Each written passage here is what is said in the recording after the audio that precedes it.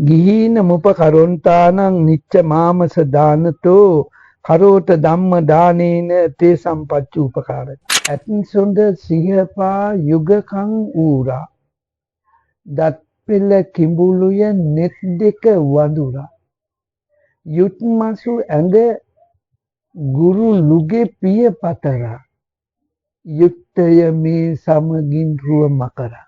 සෙන්පතිවරු සිංහල ප්‍රධානීන් වැඳ වැටුණා. ඒ තමයි සිංහයා පය මුල වැටිලා. එවන් යුගයක විදේශීන්ගෙන් ලැබෙන මත්පැන් ටිකට විදේශීන්ගෙන් ලැබෙන නොයෙක් තාන්න මාන්නවලට වර්තමාන සමාජයේ දේශකයන්න් වහන්සේලාගේ දාර්ශනික පසුබිම මගේ ඇගීමකට ලක්වන්නේ නැත.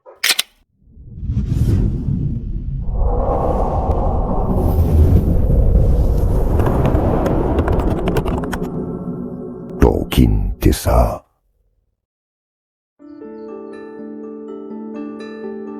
ආයුෂ බොහෝ වේවා සියලුම දෙනාට. ටෝකින් තිසා YouTube නාලිකාවේ අද දවසේ අපි පැමිණලා ඉන්නේ දඹදෙණිය ප්‍රදේශයට. දඹදෙණිය ප්‍රදේශය පිළිබඳව කතා කරද්දී ඔබට එකපාරට මතක් වෙන්නේ දඹදෙණිය රාජධානි යුගයේ අපේ ඉතිහාසය. හැබැයි දඹදෙණිය රජමහා විහාරයට නම් නෙමෙයි අපි පය තබලා තිබෙන්නේ. අපි මේ ඉන්න ස්ථානයේ ඉඳන් සැතොප්පුම් 3ක් 5ක් අතර දුරකින් තමයි දඹදෙණිය රජමහා විහාරය තියෙන්නේ. හැබැයි අද අපි පය තබලා තිබෙන්නේ දඹදෙණිය ශ්‍රී ඉන්ද්‍රසරාරාම රජමහා විහාරයට.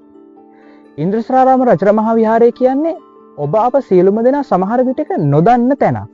හැබැයි අපේ වගකීම සහ අපි හැමදාමත් කතා කරන්නේ ජනප්‍රිය විය යුතු දෙයක් ජනප්‍රිය කිරීමටනේ අපේ බලාපොරොත්තුව. ඉතින් අපි අද ආවා මේ දඹදෙණිය ශ්‍රී ඉන්ද්‍රසරාරාම රජමහා විහාරයේ ඉතිහාසයේ පුරාවෘත්තය සොයාගෙන මේ පිළිබඳව කතා බහ කරන්නට. ඉතින් අපේ නායක ස්වාමීන් වහන්සේත් එක්ක අපි කතා බහ කරන්නට සූදානමින් ඉන්නවා. ඒ වගේම මේ රජමහා විහාරයේ වර්තමානයේදී පිරිවෙනක් පවා පවත්වාගෙන යනවා. ඒ වගේම ටැම්පිට විහාරයක් පවා මේ රජමහා විහාරයේ ඉතිහාසයේ පුරාවෘත්තයට ඇතුළත් වෙනවා. එහෙනම් ඒ ශ්‍රී වික්‍රම රජතුමාගේ කාලේ ඉඳන් ඒ පැවතගෙන දඹදෙණියේ ඉතිහාසයේ පුරාවෘත්තයක එක තැනක ඉතුරු වෙලා තියෙන ශ්‍රී ඉන්ද්‍රසරාරාම රජමහා විහාරයේ ඒ ඉතිහාසයේ පුරාවෘත්තය පිළිබඳව කතා බහ කරන්නට අපි යනවා දඹදෙණිය ශ්‍රී ඉන්ද්‍රසරාරාම රජමහා විහාරයේ විහාරාධිපති නායක ස්වාමීන් වහන්සේ සොයාගෙන. අපේ හැමදෝ නායක හැමදෝ වැඩ වාසය කරනවා.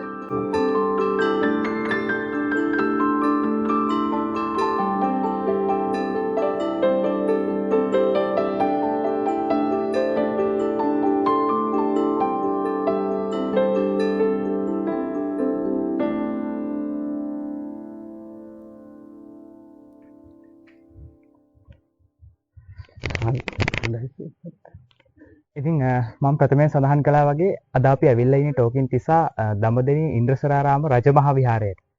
මේ විහාරයේ තියෙන සුවිශේෂීත්වය අපේ නායක ස්වාමීන් වහන්සේත් එක්ක කතා කරන්න.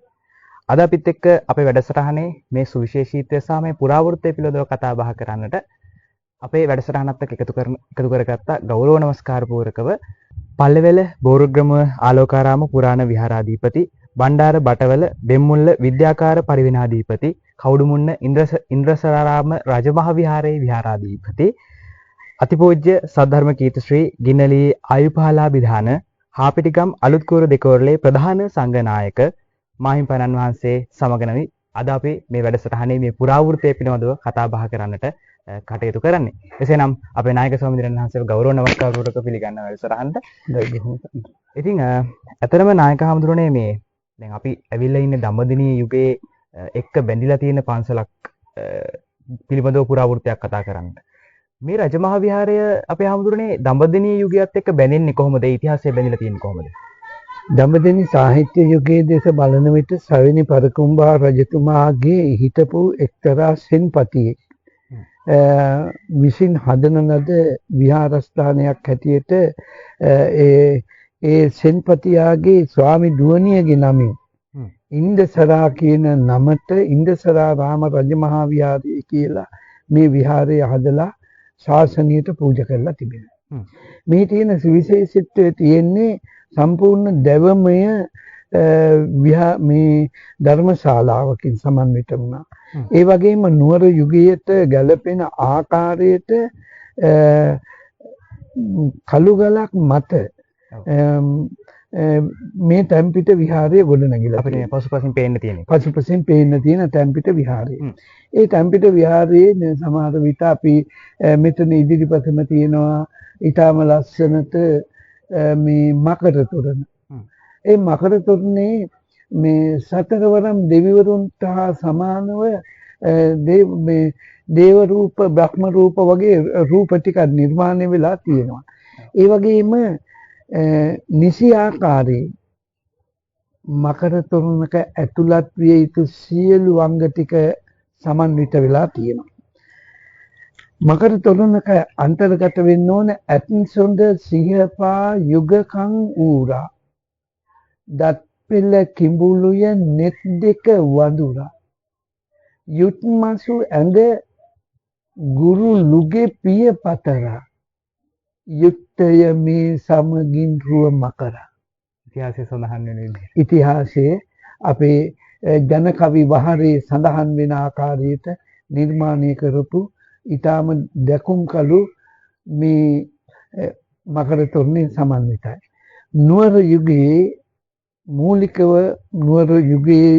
මූලික විහාරයේ ඇතුළත් විය යුතු චිත්‍ර කර්මාන්ත මූර්ති කැටයම් ආදී සියලුම දේවල් වලින් සමන්විත වෙච්ච මෙම විහාරය පසු කාලීනම ක්‍රමයෙන් අභාවයට යනවා.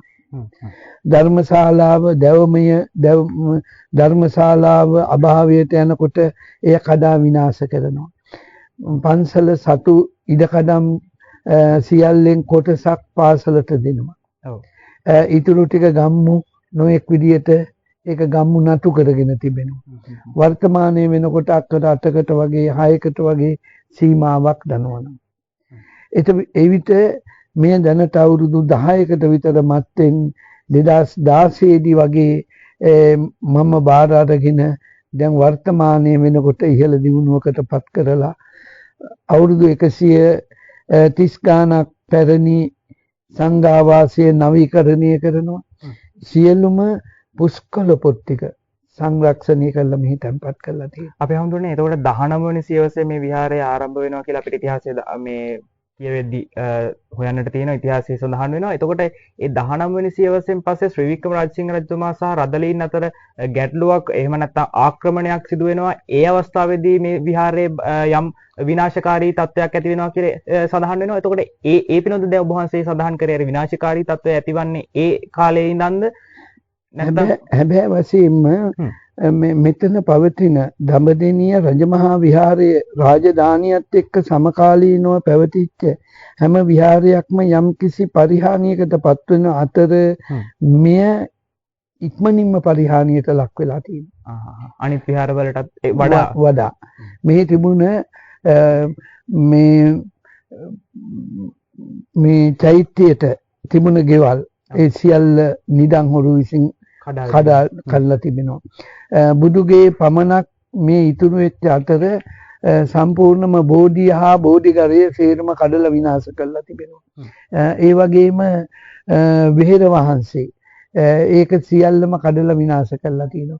පසු කාලීන හැදිච්ච විහෙර වහන්සේ නමක් තමයි මේ තියෙන්නේ. ඒ වගේම පසු කාලීනව ගොඩනගාපු මේ විහාර මන්දිරයක් තියෙන්නේ. ඒ වගේ පසු කාලීන ගොඩනගාපු ධර්මශාලාවක් තිබෙනවා. මේ අපේ තිබුණ දැවමීය ධර්මශාලාවේ පාදම් ටික සියල්ලම මෙතන තිබෙනවා. ඒ වගේ ධර්මශාලාවක් මේ පළාතේ තිබුණා නෑ.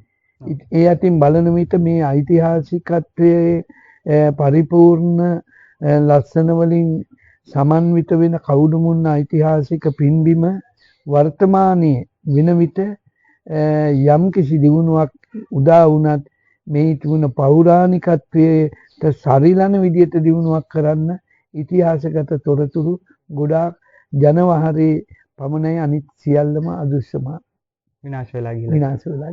ඒත් එක්කම අපේ හැමදෙරේ දැන් අපි මෙතනට පැමිණුණාට පස්සේ අපිට දකින්න තියෙනවා අනිත් විහාර රජමහා විහාර හෝ වෙනත් විහාරවලට නැති එක් අංගයක් මම දැක්කා. ඒ තමයි මේ අර මල් ආසනයක් තියෙනවා. මේ විශාල ගල් පුවරුවකින් සැකසුණු මල් ආසනයක් තියෙනවා. ඒ මල් ආසනයේ විශේෂත්වයක් තියෙනවාද අපේ හැමදෙරේ සහ ඒ ඉතිහාසය බැඳෙන්නේ කොහොමද?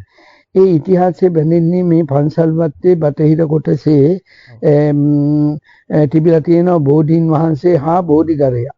ඔව්. බෝධීන් වහන්සේත් විනාශ වෙලා තියෙනවා. බෝධිගරයෙත් ළඟ තිබුණ මේ මල් ආසනය පන්සල් වත්තේම ඒක බිමට වැටිලා පස් වලින් යට වෙලා තිබුණා තියෙනවා. එය නැවත මෙතන ගෙනල්ලා තැම්පත් කරලා තියෙන්නේ දැනට දශක 4කට 5කට මැත්තේ. ඒ වගේම පන්සල් වත්තේ යට මේ මහ පොළොවේ යට තියෙනවා නොඑක් පරණ ගල් තිබෙනවා. ඒ වගේම නටබුන් වල අවශේෂ භාග මේ ගොඩක් තියෙනවා. ඒක නිසා මෙය ඓතිහාසික සාධක ගොඩාක් තියෙන පෞරාණික පින්බිමක්. ඒ නිසාම වෙන්නේ සමහරට වැඩි වශයෙන් විනාශයට පත් වෙන්න ඇති සහ නිදංහරුන්ගේ ග්‍රහණයට ලක් වෙන්නට ඇත්තේ. ඒත් එක්කම අපේ හාමුදුරුවෝ දැන් ඔබ වහන්සේ අපි මේ වැඩසටහනට ප්‍රථමයෙන් සඳහන් කරද්දී එක් චිත්‍රයක් මේ විහාරයටම ආවේනික අපි ඔබ වහන්සේ අපිට පෙන්වනවා. ඒ චිත්‍රය කොහොමද බැඳෙන්නේ සහ ඒ චිත්‍රය ඔබ වහන්සේ හිතන විදිහට ඉතිහාසය කොහොමද? මම දකින ආකාරයට පෘතුගීසි ලන්දේසි ඕලන්ද ජාතිකයන්ගෙන් මේ රටට වෙච්ච විපත් වෙන යුගයේදී සිංහලයා ඊටාම පල්ලෙහානියට සිංහලකා සිංහලකම පරිහානියට පත්වෙච්ච යුගයක සිංහලයා ළඟ තිබුණ සාර ධර්ම විනාශ වෙච්ච යුගයේ පෘතුගීසි අධිරාජ්‍ය යටතේ සිංහල සෙන්පතිවරු සිංහල ප්‍රධානීන් වැඳ වැටුණා. ඒ තමයි සිංහයා පය මුල වැටිලා. එවන් යුගයක විදේශීන්ගෙන් ලැබෙන මත්පැන් ටිකට විදේශීන්ගෙන් ලැබෙන නොඑක් තාන්න මාන්න වලට නතු වෙච්ච සිංහලයා විදේශීන් ඉහළ තත්වයෙන් පිළි අරගෙන හිටියා. එය හරියට කාන්තාවන් රබන් ගහලා ප්‍රීතිය පෙන්නන සංකේතයකින් අපිට ඒ බව පිළිගන්නවා. ඔව් අපේ හැමදෙරේ ඒ වගේම දැන් ඔබ වහන්සේ සඳහන් කළා සමහරට මේ ඒ වගේ චිත්‍රයක් මේ පන්සල් ඉතිහාසය සහ පන්සල් පරිසරය තුළ මේ ශ්‍රී ලංකාව දකින්නට නැහැ කියලා. ඒ පිළිබඳව ඒ කියන්නේ ඒ චිත්‍රයෙන් මේ විහාරස්ථානයට ඇති වෙලා තියෙන විශේෂත්වයක් වෙනස් විදිහේ සුවිශේෂීත්වයක් තියෙනවද නැත්නම් ඒක කොහොමද ඒ විදිහට නිර්මාණය වෙන්නේ? මම දකින්නේ ඒ විදිහට නිර්මාණය වෙන්න හේතුව එම යුගයේදී මේ තදාසන්නම අක්කර 7000ක වත්තක් එක පැත්තකින් පිහිටනවා සම්පවුම් වත්තක්. ඒ වගේම තව පැත්තකින් අක්කර 100 150 200 වගේ විශාල ඉඩම් කැඩෙනවා. මේ ගම්මානවල හිටපු මිනිස්සුන්ගේ ඉඩකඩම් සම්පවුම් රජයට පවරගෙන සම්පවුම් යටතේ විකුණපු ඉඩම් බවට පත් වෙනවා. එතකොට දුප්පත් ජනතාවක් ඉන්නවා. ඒ වගේම විශාල ඉඩම් තියෙන මහා ධන කුවේරයෝ ටිකක් බිහි වෙනවා. එතකොට ඒ ධන කුවේරයෝ යටතේ මේ සිංහල ජනතාව වැටිලා ඉන්නවා. නමුත් එයාලගෙන් යැපීම් දීමනා නිසා ඒ කට්ටියට නොඑක් ගෞරව සම්මාන කරමින් සිංහලයා දීන තත්වයට වැටිච්ච බව පෙන්වන නිර්මාණයක් තමයි ඒ චිත්‍රය. චිත්‍ර කලාවේ කොතනකවත් මම දන්නා තරමින් මෙවැනි චිත්‍රයක් දැකලා නැහැ. ශ්‍රී ලංකාවේ විහාරවල. ඉතින් ඒ විදිහට තමයි මේ රජමහා විහාරයේ ඉතිහාසය පසුබිම් වෙන්න නිසා රජමහා විහාරයේ ඉතිහාසය ඒ විදිහට නිර්මාණය වෙලා තියෙන්නේ. ඒ වගේම දැන් වර්තමානයේ මේ විහාරස්ථානයේ මේ පුදබිමට අපි පය තැබුවාම අපිට දකින්න තියෙන පිරිවෙනක් සහ මේ පොඩි සාමණේරුන් වහන්සේලා බොහෝ දෙනෙක් මේ විහාරස්ථානයේ මේ පූජා භූමියේ සැරිසරනවා. අපි හමුදුනේ එතකොට මේ පිරිවෙන පිළිබඳවත් අපි සඳහන් කරමු. මේ ඉතිහාසයක් දිගු ඉතිහාසයක් ඒකට තියෙනවද නැත්නම් ඒක වර්තමානයේදී නිර්මාණය වෙන්නේ? මම 2016 මෙහාට පැමිණිලා පන්සලේ සියලුම දේවල් විනාශ වෙලා තියෙන යුගයක මම මෙතෙන්ට ආවා. ඇවිල්ලා බලන විට දායකයන්ගේ ආගමික වැඩ ටික කරන්නවත් හාමුදුරුවෝ නැහැ. ඒ නිසා ඒට එකම විකල්පය හැටියට මට නිගමනය වුණා පිරිවෙනක් ආරම්භ කරන්න. ඔබ වහන්සේගේ අදහසක් වෙන්නේ? ඔව්. ඒක මම පිරිවෙන ආරම්භ කළා. එදින මම දැනගත්ත දෙයක් තමයි හාමුදුරුවනේ කුරුණෑගල දිස්ත්‍රික්කයේ තියෙන එකම පන්සල කළු ගලක් නැති වලක් නැති කන්දක් නැති. එකම පන්සල කවුද මුන්න පන්සල? ඉන්ද්‍රසාරාම රජමහා විහාරය. අනිත් හැම පන්සලකම කළු ගලක් තියෙනවා. එහෙම නැත්නම් කන්දක් තියෙනවා. එහෙම නැත්නම් වැවක් තියෙනවා. නමුත් මෙය තනිතලා භූමියක වෙල්මස්තමේ පිහිටලාම තියෙන භූමියක්. ඊළඟට මම මේ පිරිවෙන ආරම්භ කළේ අපි අගය කරනවා එදා හිටපු අධ්‍යාපන අමාත්‍ය මේ කිරියල්ල මැතිතුමා මේ ස්ථානයට ඇවිල්ලා පොඩි හාමුදුරුවෝ 7 නමක් මහාන කරලා පිරිවෙන ආරම්භ කළා. අද වෙනකොට භික්ෂුන් වහන්සේලා 34 නමක් අධ්‍යාපනය ලබන ගුරු මණ්ඩලයේ 6 දෙනෙක් සේවය කරන අධ්‍යාපන ආයතනයක් බවට පරිවර්තනය වෙලා තියෙනවා. අපි දැන් මේ කතා කරපු අපේ නායක ස්වාමීන් වහන්සේ සමග සාකච්ඡා කරපු මේ දීර්ඝ පුරාවෘත්තයක් හොයාගෙන තමයි අද දවසේ ටෝකින් තිසා අපි මේ දඹදෙණිය පුරවරයට පය ගැසුවේ. ඒත් එක්කම දැන් අපේ නායක ස්වාමීන් වහන්සේව අපිට හම්බ වෙන්නේ දඹදෙණියෙන් නෙමෙයි, මේ ඉන්ද්‍රසාරාම රජ මහ විහාරයේ සම්බන්ධව නෙමෙයි. අපිට පල්වේල බෝරුගම ආලෝකාරාම පුරාණ විහාරයේ විහාරාධිපති ලෙස අපේ නායක ස්වාමීන් වහන්සේ කටයුතු කරනවා. ඉතින් එතනින් හමු වෙලා ඒ සම්බන්ධතාවයත් එක්ක තමයි අද දවසේ අපි මේ විහාරස්ථානීය පිළිබඳ පුරාවෘත්තය හොයන්න එන්නේ. ඒත් එක්කම පල්ලෙවල විහාරය සහ මේ ඉන්ද්‍රසාරාම රජ මහ විහාරය සහ තවත් විහාර ගණයේ විහාර කිහිපයකම පරිපාලනය ඔබ වහන්සේ ඔබ වුණා. ඒ පිළිබඳව ඔබ වහන්සේට සඳහන් කරන්න තියෙන මොකද අපි හොඳ. හැබැයි වශයෙන්ම මම ඒ පිළිබඳව කෙටියෙන් කියනවා නම් මම කවුරුමුන්න ශ්‍රීලක්ඛණ්ඩ පිරිවෙනේ ස්වාමින් වහන්සේලා සමග සිය පෙරහැරකින් පිරිත් කියා රත්නපුරයට හරහා බෙලියත්තට ගිහිල්ලා බෙලියත්තෙන් දුම්රියක් අරගෙන 2019 අවුරුද්දේ ඉඳලා මේ තාක් කංකසන්තුරේ දක්වා පිරිත් කියලා උතුරේ තයිදිදිවල හදනවා දෙවන පෑතිස් මහවේර කියලා පන්සලක්. ඒ පන්සලේ මූලික වැඩ ටික කරගෙන යනකොට වෙනත් ස්වාමින් වහන්සේලා හිමිකම් කියනකොට මම ඒ අත්තන්ට ඒක බාර දීලා මම එනවා. ඒ ඇවිල්ලා බෝරුග්ගමයේ පන්සලත් මේ පන්සලත් මගේ තව විහාරස්ථාන කීපයක් තියෙනවා. ඒ විහාරස්ථාන කීපෙම මම වැඩ කටයුතු ටික කරනවා. ඒ කරන අතර මේ මොහොත වෙන විට මම අනුරාධපුර ඓතිහාසික නකාවේර සංරක්ෂණ වැඩපිළිවෙල පුරාවිද්‍යා දෙපාර්තමේන්තුව සමග සම්බන්ධව ඒට මම දායක වෙමින් පවතිනවා. ඉතින් ඒ විදිහට තමයි අපේ නායක ස්වාමීන් වහන්සේගේ වර්තමාන කටයුතු සිදු වෙමින් පවතින. ඒ වගේම ශාසන මෙහෙවරක් සිදු කරමින් ඊටමත් දිගු මෙහෙවරකට සහ බෞද්ධ ශාසනය වෙනුවෙන් ඊටමත් සුවිශේෂී මෙහෙවරක් ඉෂ්ට සිද්ධ කරන නායක ස්වාමීන් වහන්සේ නමක් විදිහටයි අද වර්තමානයේ වෙද්දී අපේ ආයුපාල නායක ස්වාමීන් වහන්සේ කටයුතු කරන්නේ. ඒත් එකම අවසානම වශයෙන් අහන්න කැමති අපි හම්බුනේ. ඇත්තටම පන්සලක් කියන්නේ මොකද්ද? පන්සල කියන එකේ අර්ථය ගන්නන ඉතිහාසමය පුංචි කවියක් තියෙනවා සිංහල ජනවාරි. සිත්තරාගේ පින්සල ගත්කරුගේ තෙලිතුඩ හැම විටකම දන්සල මේකයි අපේ පන්සල. පුරාතනයේ හිටිය සිත්තරාගේ තිබුණ තෙලිතුඩේ නිර්මාණය වෙච්ච වරුවක් නෙවෙයි දවස් ගණන් කියන්න පුළුවන් අසිරිමත් නිර්මාණයක් හැටියට පෞරාණික චිත්‍ර ශිල්පියාගේ නිර්මාණයන් අපිට හඳුන්වන්න පුළුවන්. පැය ගණනක් නෙමෙයි දවස් ගණනක් උනත් මේ දෙස බලාගෙන ඉන්නත් සිත්තරාගේ පින්සල. ගත්කරුගේ තෙලිතුඩේ එදා තිබුණ වංශ කතා සාහිත්‍ය ඊළඟට ජාතක කතා ආදී කොට ඇති ත්‍රිපිටකයේ ආශ්‍රිතව සිද්ධ වෙච්ච සියලු ග්‍රන්ථයන් ඊළඟට වෛද්‍ය ශාස්ත්‍රයේ ග්‍රන්ථයන් සියලුම උගතුන්ගේ තෙලිතුඩෙන් නිර්මාණය වෙන පොත්පත් සියල්ල ගෙනල්ලා අවසානයට තැන්පත් වුණ තැන පන්සල වුණා. සිත්තරාගේ පින්කරගත් කරුගේ තෙලිතුඩ. හැම විටකම දන්සල නිරන්තරයෙන් මිනිසුන්ට රැද දවල්ද බැලුවේ නෑ. අර්ථයෙන් හා ධර්මයෙන් අනුශාසනා කරන මධ්‍යස්ථානීය කියන එකයි පන්සල. ඒ නිසා මේ පන්නශාල කියන වචනයට වඩා